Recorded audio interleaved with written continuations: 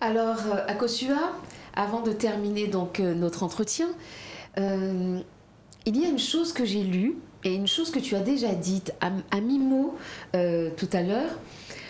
Manifestement, tu écris pour... Donc tu rends hommage à ta mère parce que c'est aussi son histoire que tu racontes à travers donc Moonlaku. Mais j'ai le sentiment, tu me diras si je me trompe, que c'est aussi une petite revanche que tu prends sur le fait d'écrire. Parce qu'il me semble que dans ton cursus scolaire, on t'a fait comprendre que « Oh mais vous ne savez pas écrire, enfin Marie, vous n'avez pas de style, enfin... » Et est-ce que finalement, parce que... Alors j'ai parlé de Moonlaku, mais tout à l'heure tu parleras dans la conclusion donc, du haut de l'autre bord. Est-ce que c'est une revanche aussi sur la petite fille à qui, donc la petite fille qui a vécu dans cette cour qui aurait pu être vécue comme une sorte de chape de fatalité. Est-ce que c'est une revanche aussi? Tu utilises le mot revanche et ça me fait rigoler parce que je ne l'ai jamais appelé revanche. Parce qu'en fait, jusqu'à présent, j'écris, mais j'ai toujours cette crainte que ça ne sera pas accepté. Syndrome de l'imposteur? Syndrome de l'imposteur, mais il y a toujours Madame Fabre dans ma tête, ma prof à l'université, et aussi, je ne sais plus quelle maîtresse à l'école normale de Pointe-à-Pitre, qui, elle nous avait demandé d'écrire une lettre, et j'avais écrit une lettre, et puis bon, j'étais la dernière à qui elle avait rendu son travail, et puis elle me demandait est-ce que c'est moi qui l'avais écrit. Et c'était un bon travail.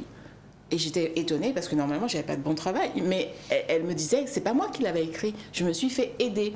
Donc ça résonne toujours dans ma tête. Donc c'est pour ça, professeur, maîtresse, tout ça, il faut faire attention quand on a des élèves. Hein, parce que vous êtes en train d'écrire sur la table de la vie de ces enfants-là. Et ça, c'est très important. Et donc, j'ai toujours ce sentiment que je ne sais pas écrire.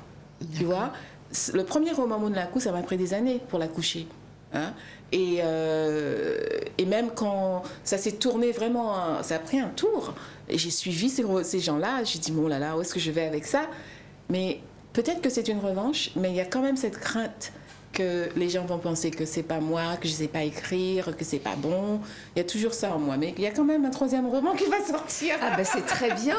Et nous serons heureux de te recevoir pour nous en parler. Je serai très contente. Alors, avant donc de passer à la rubrique quelques lectures à vous conseiller, on va se retrouver tout à l'heure à Akosua, d'accord? Mais je vais tout d'abord lancer la rubrique quelques lectures à vous conseiller.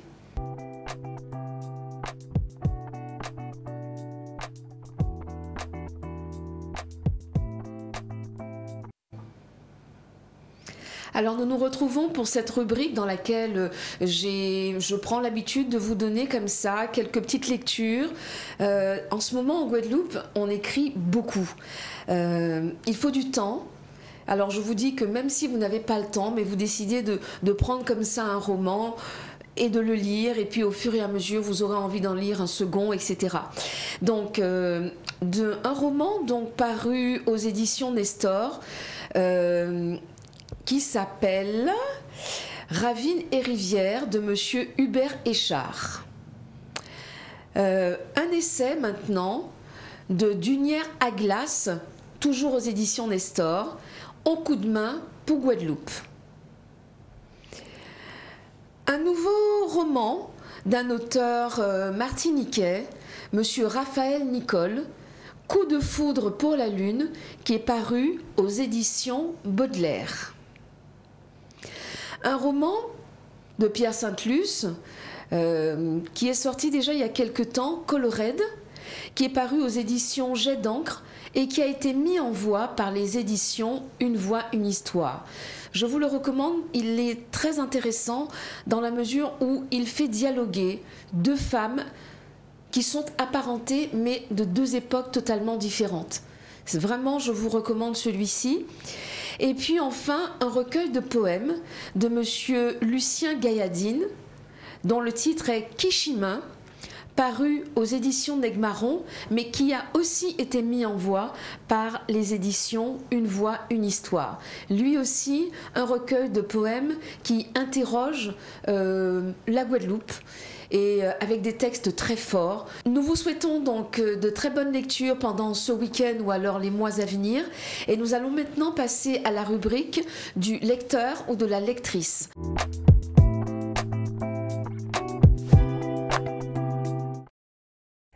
Bonjour, je suis Lani Vertino.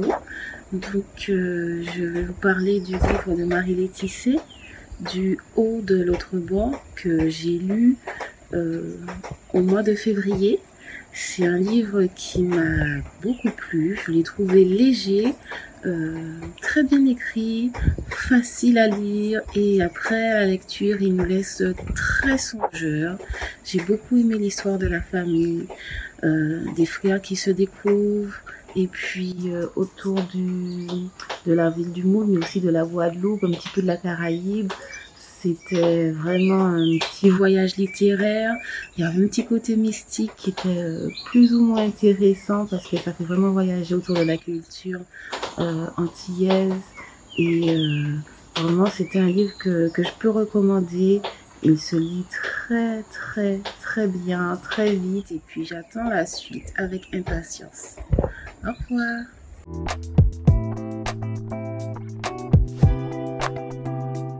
Je rappelle que, à travers cette rubrique, vous pouvez nous envoyer une vidéo dans laquelle vous dites, vous parlez d'un roman ou alors d'un recueil qui vous a plu. Ça peut être aussi un essai. Et vous dites en 2 ou 3 minutes maximum ce qui vous a plu dans cet ouvrage. Vous pouvez donc m'envoyer votre vidéo à l'adresse suivante, lauretarer@gmail.com.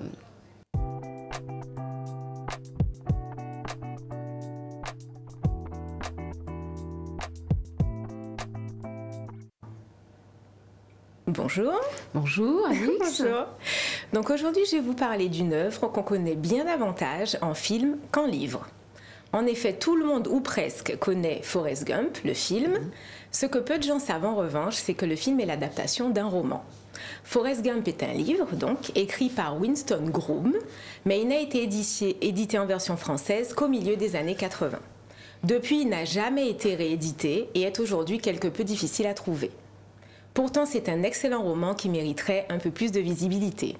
Dans l'ouvrage, comme dans le film, l'Amérique des années 60 n'est pas un long fleuve tranquille pour le jeune Forrest Gump. Un peu simple d'esprit, mais pas bête pour autant, le jeune homme grandit auprès d'une mère aimante qui l'encourage autant qu'elle peut. Et même si le jeune Forrest ne brille pas par son intelligence, il a d'autres talents à soupçonner, comme la course. Le voilà même enrôlé dans l'équipe de foot américain du lycée, puis c'est l'université, puis c'est le Vietnam. Loin de chez lui, Forrest s'adapte. Il participe à une guerre à laquelle personne ne comprend rien, mais ce drame le projette pour de bon dans la vie adulte, un monde qu'il ne comprend également pas toujours et qu'il essaye d'appréhender avec son esprit débonnaire. Rentré au pays après la guerre, Forrest essaye de trouver sa place. Un projet de pêcheur de crevettes, des compétitions de ping-pong, un groupe de musique, une carrière à Hollywood, et en fil rouge de sa vie, la belle Jenny dont il est amoureux depuis des années. Si vous avez vu le film, alors vous connaissez déjà l'histoire générale de Forrest Gump. Toutefois, sachez qu'il y a encore plus de péripéties dans le roman. Certains pans entiers n'ont pas été adaptés, en particulier la carrière d'astronaute de Forrest, puis ses péripéties hollywoodiennes, où il est même allé à Hollywood. 2 passages irrésistibles. Comme ils ne sont pas dans le film, vous aurez plaisir de découvrir de nouveaux éléments de l'histoire en vous sentant comme chez vous dans cet ouvrage. En revanche, le roman de Winston Groom est vraiment un livre de son époque. Il représente bien le style des années 1980. Il y a une liberté de ton qui ne respecte absolument pas les canons actuels du politiquement correct. Certains éléments de l'histoire sont volontairement misogynes et racistes, pas parce que le personnage est comme ça, mais parce que l'auteur veut rendre compte de l'état d'esprit des années 60, une décennie particulièrement violente pour la culture américaine. Certains propos maintenant choqueront peut-être le lecteur, surtout s'il a vu le film, qui a clairement arrondi les angles à la manière hollywoodienne. Forrest Gump est un livre de son époque et sa lecture nous invite à faire un bond dans le passé, donc dans les années 60. Si le ton peut surprendre, c'est aussi parce que le film est devenu tellement célèbre qu'on pourrait s'attendre à retrouver exactement le même genre d'histoire dans le livre dont il est tiré. Et ce n'est pas vraiment le cas. L'adaptation de Forrest Gump respecte bien l'état d'esprit de l'histoire et du personnage, mais là où le roman est très humoristique, voire sarcastique, le film est plutôt mélancolique. Un autre élément auquel il faut se préparer psychologiquement avant une éventuelle lecture, c'est que la fameuse réplique de la mère de Forrest, « La vie, c'est comme une boîte de chocolat, on ne sait jamais sur quoi on va tomber », n'est pas dans le livre. C'est une création du film, mais elle fonctionne tellement bien qu'on est presque frustré de ne pas la retrouver dans le livre. Si le roman a connu un tel succès aux États-Unis, c'est parce qu'il touche à quelque chose d'intime. Forrest Gump évoque la trajectoire de chacun de nous, vivre sa vie en essayant de comprendre ce qui se passe et de faire notre mieux pour trouver notre place au milieu d'un monde qu'on ne comprend pas très bien. Pour l'adaptation cinématographique, le scénariste Eric Roth se démarque considérablement du livre. Il dira « Nous en avons modifié plusieurs éléments. Ils ont décidé de mettre l'histoire d'amour au premier plan et les histoires fantastiques de Forrest au second. » D'autre part, le livre était cynique et plus froid que le film. Dans le film, Forrest est un personnage complètement honnête. Il ne ment jamais, il n'a aucun projet, aucun avis sur quoi que ce soit, sauf sur Jenny, sa mère et Dieu. Le scénariste se focalise principalement sur les 11 premiers chapitres du roman.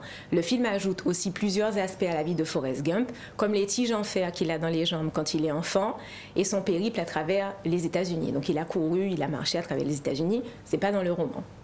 Dans le livre, Gump est également astronaute, lutteur professionnel et joueur d'échecs. De son côté, le personnage de Jenny, donc la fille dont il est amoureux, est fortement simplifié.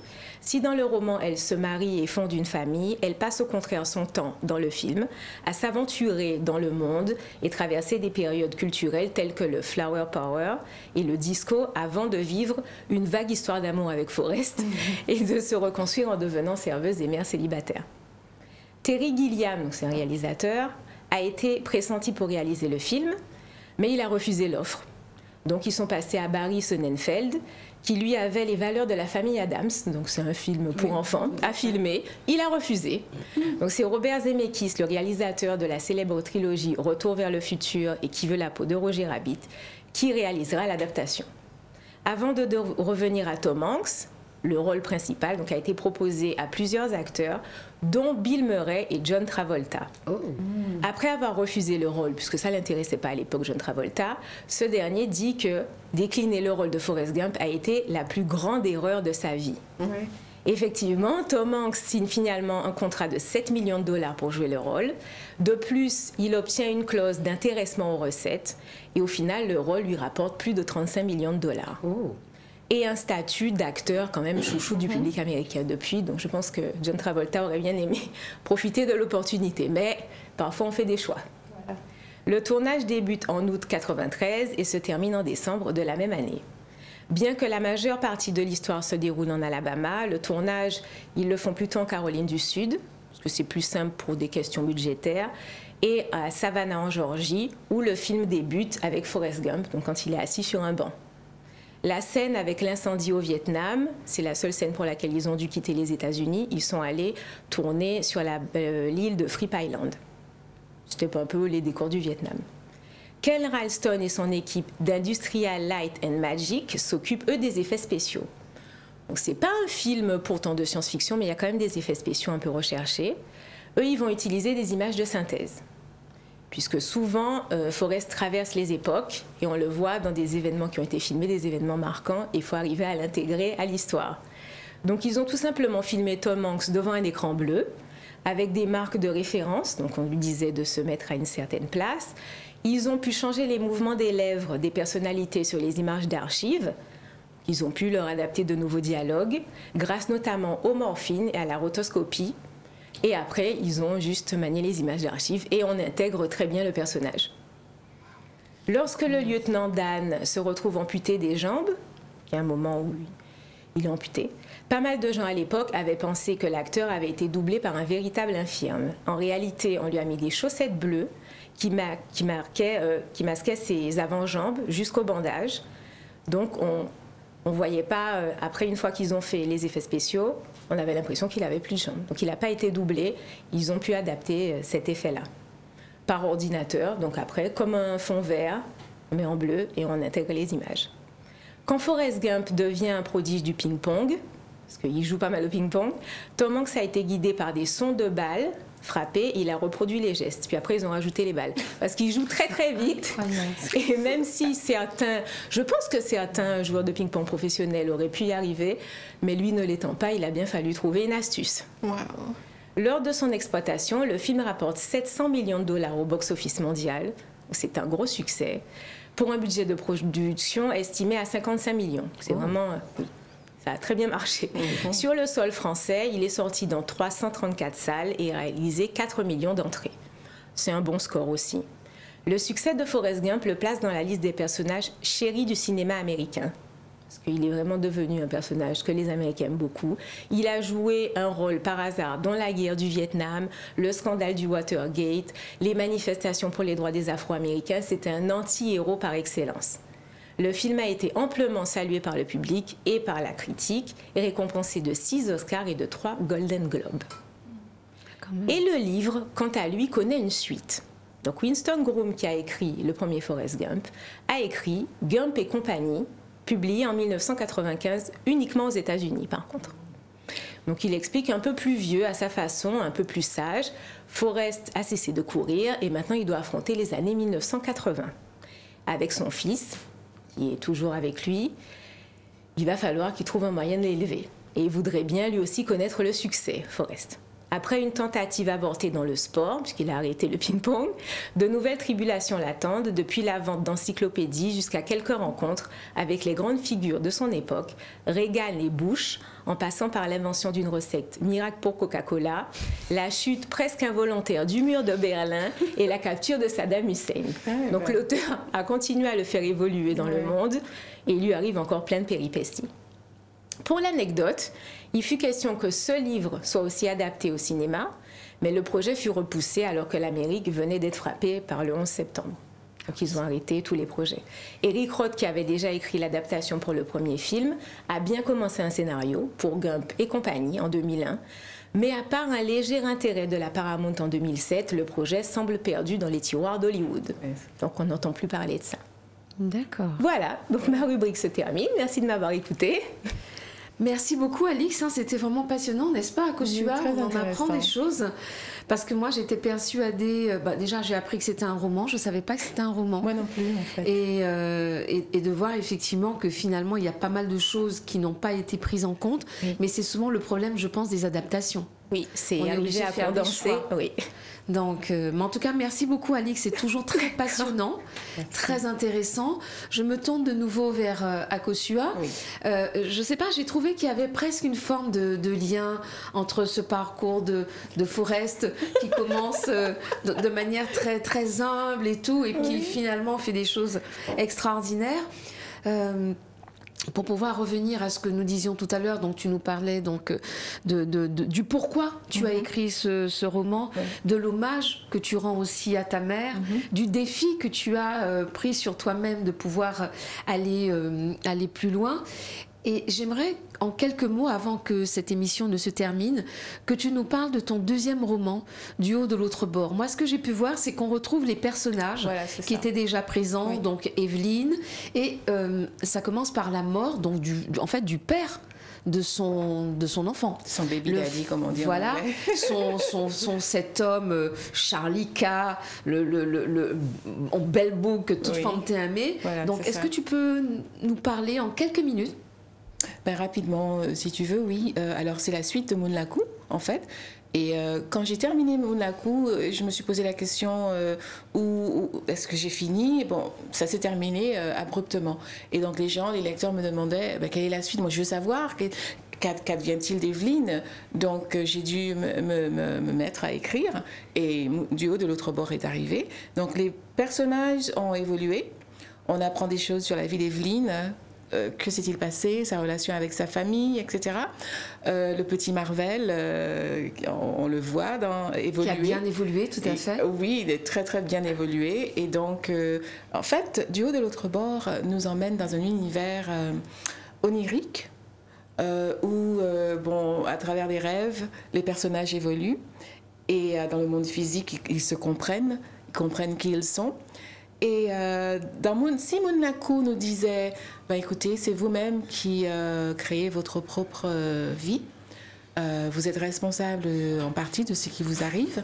Donc, du haut de l'autre bord vous fait comprendre que, ben oui, c'est ce qui se passe exactement, mais vous n'êtes pas seul, vous êtes accompagné.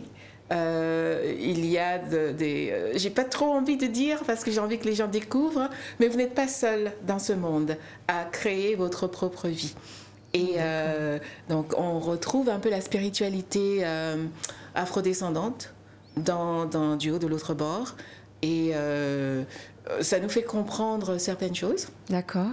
Et vraiment, il y a des clés que j'ai mis dans ce roman volontairement, en espérant que les lecteurs vont les trouver et vont pouvoir comprendre certaines choses. Donc, je ne peux pas vraiment en parler. D'accord. Voilà. Et donc, je vous encourage à le lire et chercher. Merci beaucoup, Akosua, donc du haut de l'autre bord, qui est donc le deuxième roman, qui est la suite de Mounlaku. Est-ce qu'on peut encore les trouver en librairie, Akosua? Alors, Mounlaku, malheureusement, l'éditeur n'est pas prêt à faire une réédition. Ah, d'accord. J'ai déjà demandé, je vais redemander. Du haut de l'autre bord, on peut le trouver en n'importe quelle librairie. S'ils ne l'ont pas, ils peuvent le commander pour vous. Pour ceux qui me connaissent de très près, j'en ai quelques copies que je peux vendre. Et voilà, donc c'est le voyage. En fait, on voit une évolution de l'auteur dans les deux romans. Exact. Voilà. Exact.